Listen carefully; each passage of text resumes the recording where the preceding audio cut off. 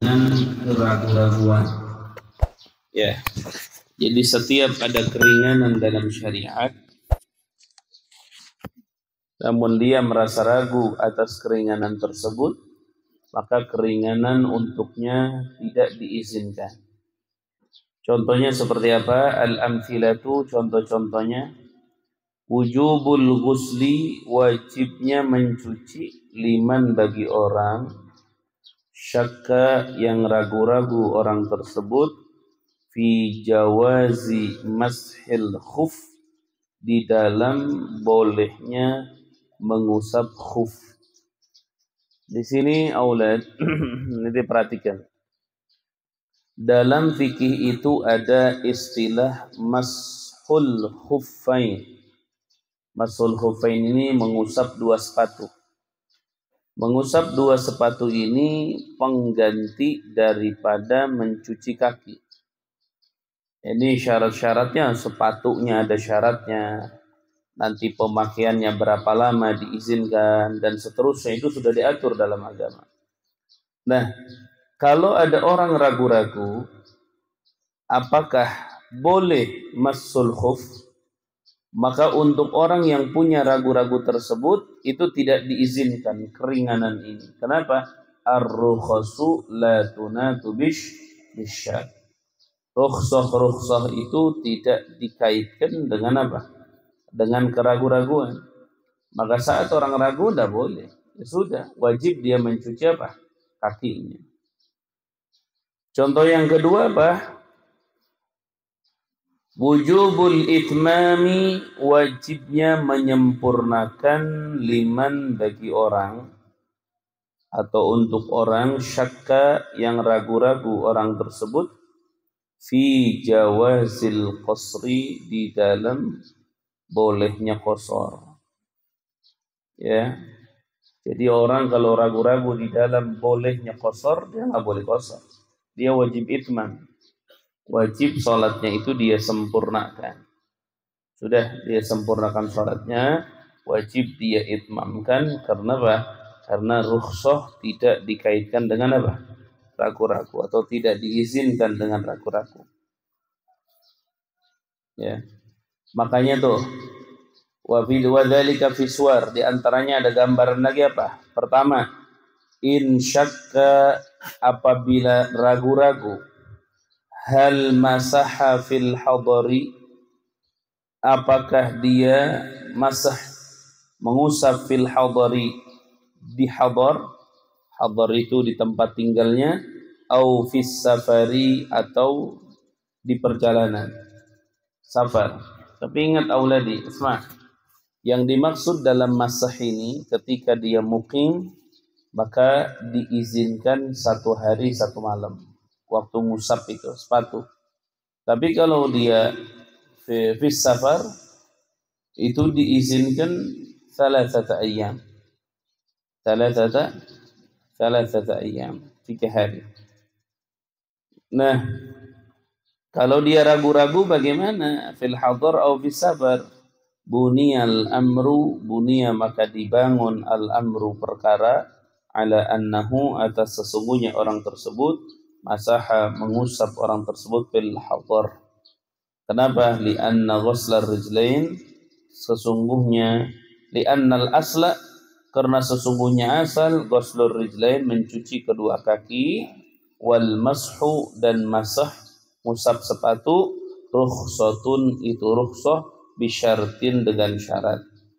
Fa idza lam yatayaqqan, maka apabila tidak yakin orang tersebut, syartar rukhsati dengan syaratnya rukhsah, ruji'a maka dikembalikan orang tersebut ila aslil fardhi, kepada asalnya fardu.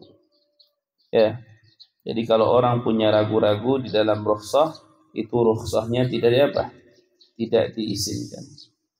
Contohnya lagi apa? Wa in syakka, dan kalau ragu-ragu orang tersebut, hal ahdatha, apakah hadas orang tersebut, fi waktu zuhri, di waktu zuhur, atau fi waktu al-asri, atau di waktu asar, bunia maka didirikan al-amru perkara, ala annahu atas sesungguhnya orang tersebut, ahdatsa itu hadas orang tersebut fi waktu dhuhri di waktu zuhur. Kenapa? Li'annal asla, karena sesungguhnya asal ghuslur rijli, mau mencuci kaki, fala yajuzu, maka tidak boleh al-mashu, mengusap, illa fima tayaqqanahu, terkecuali di dalam perkara tayaqqanahu, yang yakin orang tersebut kepada itu perkara. Ini masih kaitan sama ini ya uladi, masih kaitan sama masah alal khuffain. Masih kaitan masah alal khuffain. Coba kitab itu ada apa? Abi Syuja. Abi Syuja ada. Coba ambil dulu. Ambil dulu Abi Syuja'nya sebentar.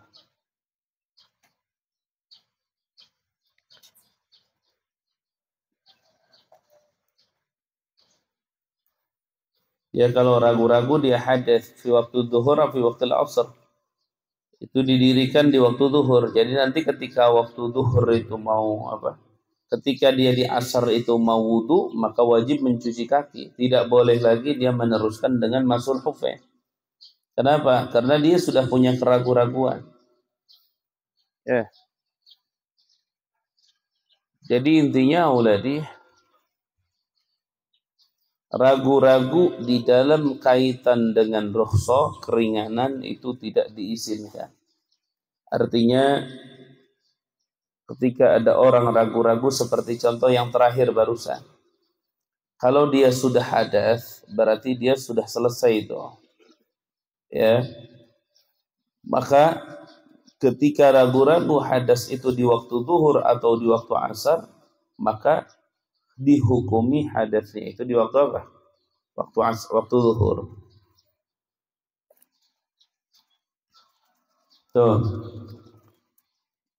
Tuh kalimatnya lihatin. Ustadz di sini bacakan dulu biar nyambung. Wal masu alal khuffain jaizun. Mengusap kedua sepatu jaizun itu boleh. Perhatikan auladi. Asal di dalam hukum itu adalah ghuslur rijlain. Perhatikan baik-baik. Asal di dalam masalah ini adalah ghuslur rijlain. Mencuci kedua kaki. Itu asal. Hukum asal itu adalah mencuci kedua kaki. Cuci. Nah, tiba-tiba diizinkan kakinya tidak perlu dicuci, tapi yang dicuci itu adalah sepatu, bahkan bukan dicuci, cuma diusap. Nah, perhatikan dulu, cuma diusap.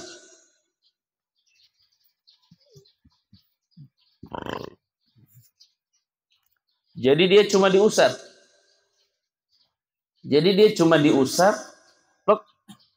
Yang harusnya kakinya dicuci sampai ini apa?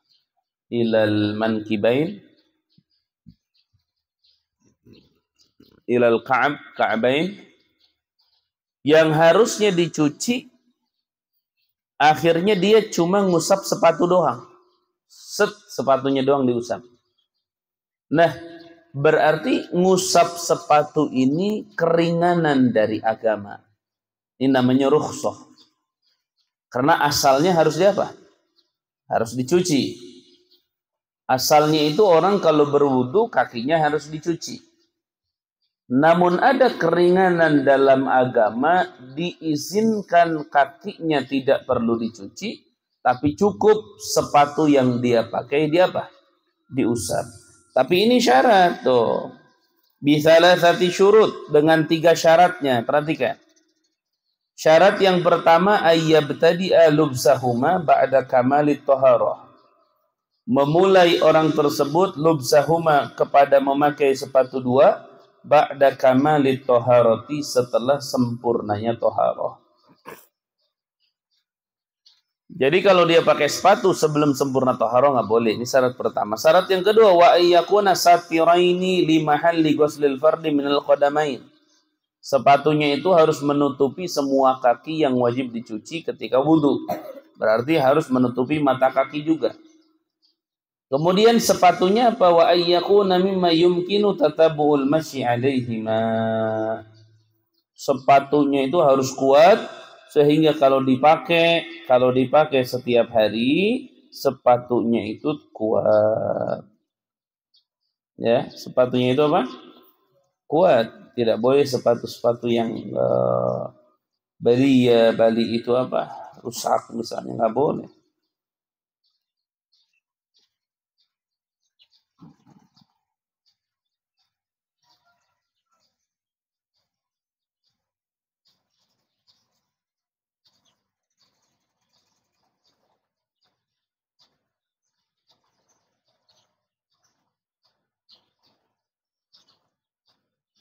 Tuh, perhatikan. Kemudian kaitan masalah yang sedang kita bahas. Perhatikan. Tadi sudah disampaikan bahwa orang yang mukim ngusap sepatu diizinkan ketika syaratnya komplit selama 1 hari 1 malam. Sudah. Itu. Nah, kalau orang yang musafir diizinkan berapa lama? Itu 3 hari 3 malam. Diizinkan. Nah, sekarang begini auladi. Yang sedang kita bahas barusan adalah ar-rukhasu la tunatu bisyak. Keringanan-keringanan ini tidak diikatkan atau tidak diizinkan bisyaki dengan keraguan-raguan. Nah, ini masalah yang contoh kedua. Wa in syakka hal ahdatsa fi waqti dhuhri au fi waqtil asri. Dia berbicara ahdas, sudah selesai nih. Buniyal amru ala annahu ahdatsa fi waqti dhuhri li'anna al-asla ghuslu rijli. Fala yajuzu al-mashu illa fi ma tayaqqanahu. Nah, tadi itu awalnya gini. Ketika dia sudah batal dari masul khufain, sudah habis waktunya, maka berarti wajib dibuka itu sepatu. Nggak boleh masul khufain. Nah, sekarang dia ragu-ragu. Dia itu selesai dari masul khufain ini zuhur apa asar. Maka tidak dihukumi asar, melainkan apa? Zuhur. Zuhur ada keyakinan di situ, ya udah buka sepatunya. Jadi mulai dari zuhur itu dia wajib mencuci kakinya. Sudah tidak boleh lagi masul khufain. Dari zuhur sampai asar nggak boleh masul khufain. Kenapa? Karena masul khufain ini keringanan. Dan keringanan tidak dikaitkan dengan keraguan-raguan. Nah, itu maksudnya. Cuman kalimat di sini pakai kalimat ahdatsa. Harusnya abtala. Batal orang tersebut. Paham tidak?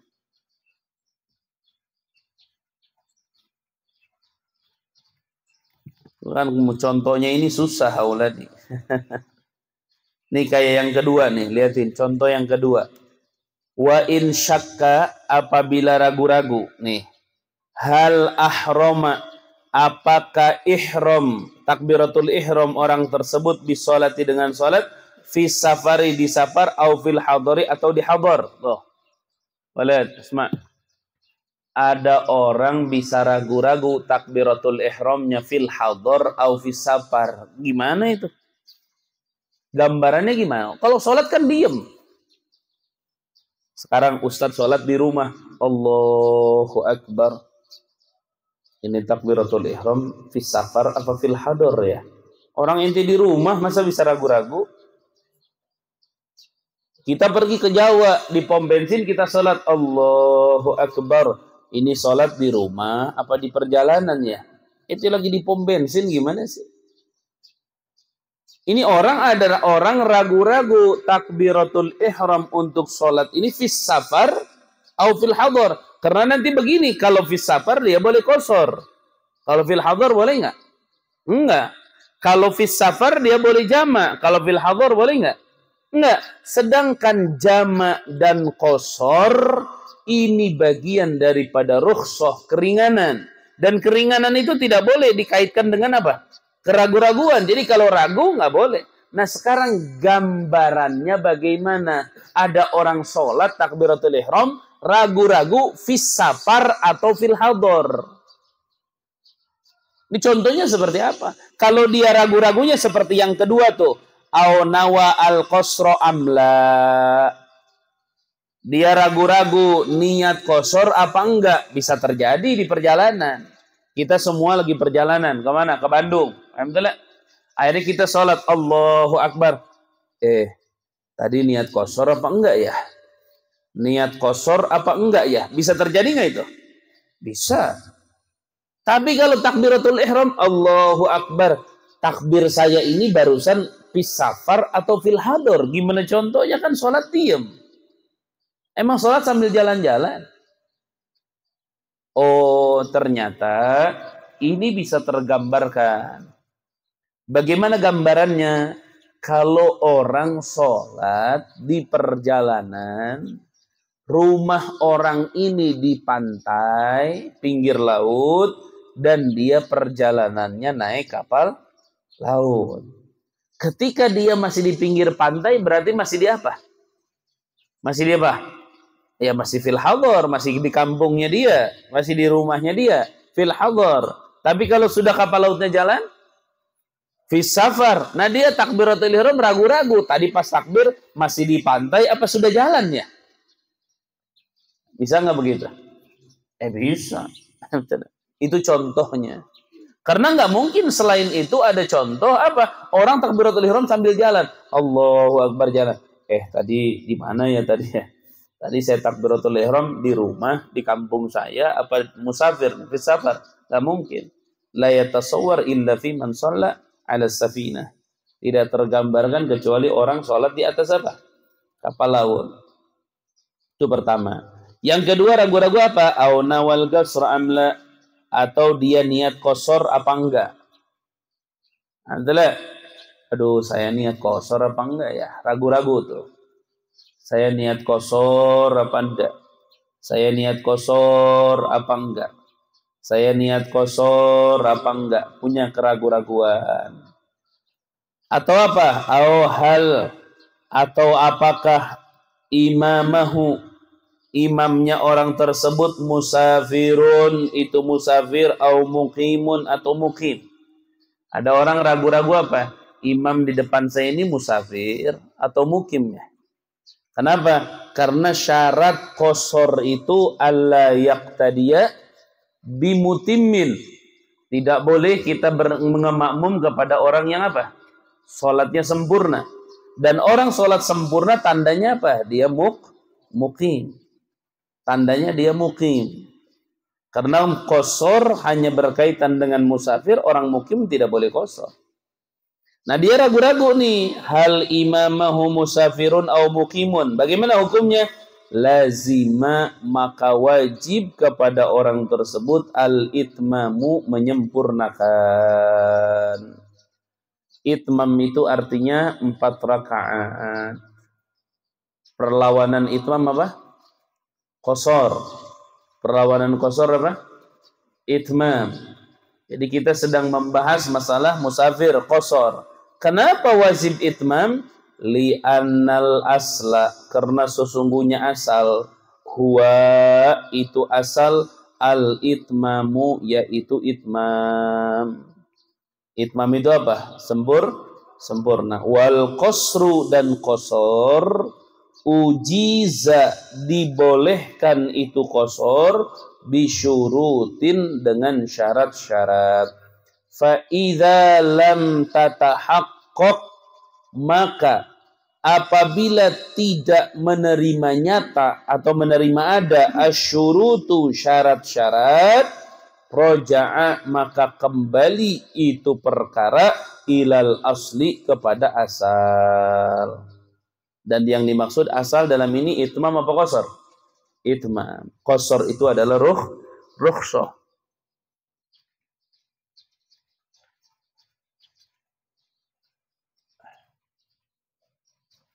Astagfirullah. Jadi qasar itu adalah rukhsah. Qasar itu adalah rukhsah. Adalah qasar itu adalah rukhsah, makanya rukhsah tidak bisa diizinkan dengan adanya keraguan, adanya syak.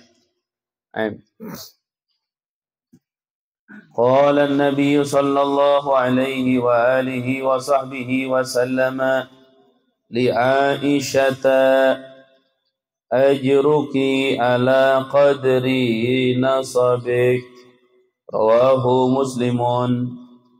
Ini auladi, hadis yang kita baca ini tidak berkaitan dengan ar-rukhsu la tunatu bisyak. Tapi hadis yang kita baca itu berkaitan dengan setelahnya.